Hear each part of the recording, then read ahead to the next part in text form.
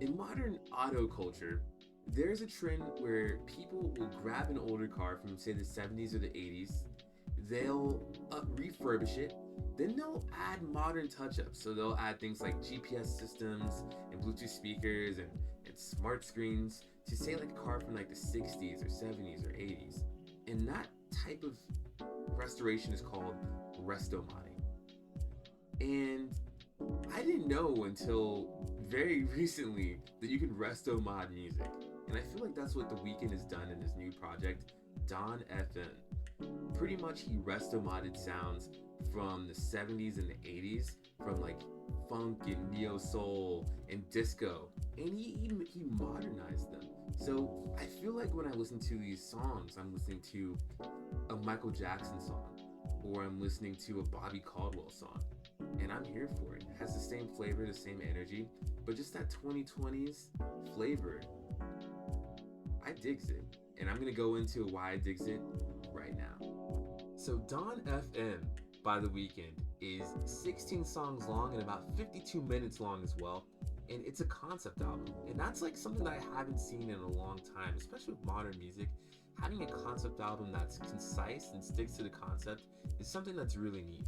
So pretty much in Don FM, the concept is it's someone, I guess presumably a character played by The Weeknd himself, or perhaps an older version of The Weeknd himself, being drifted away after shortly dying minutes earlier into the afterlife.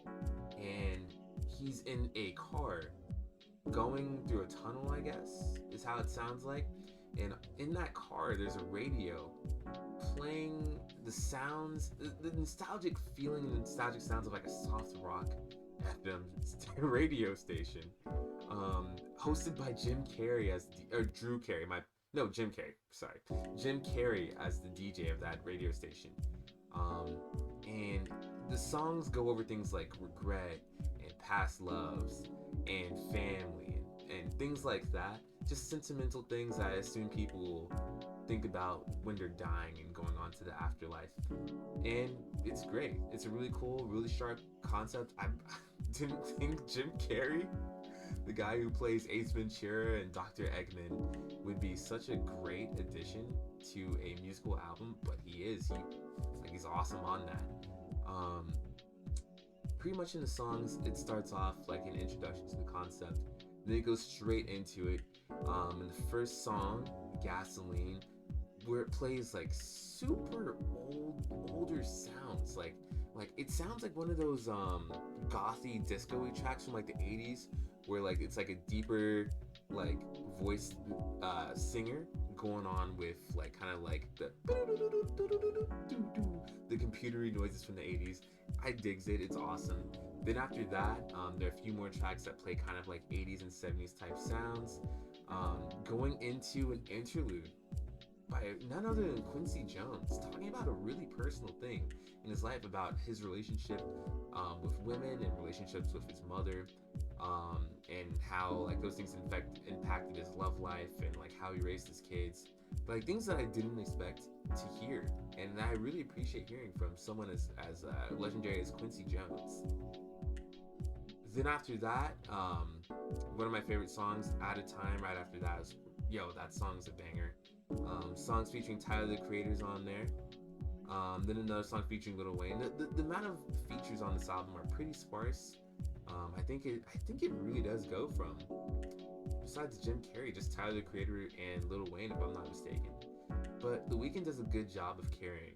All right, he's been a musician for decades now.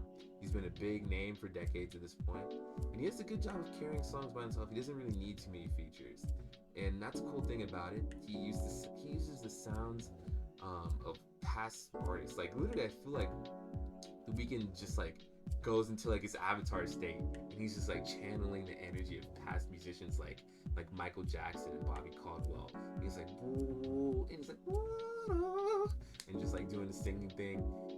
It's pretty tight.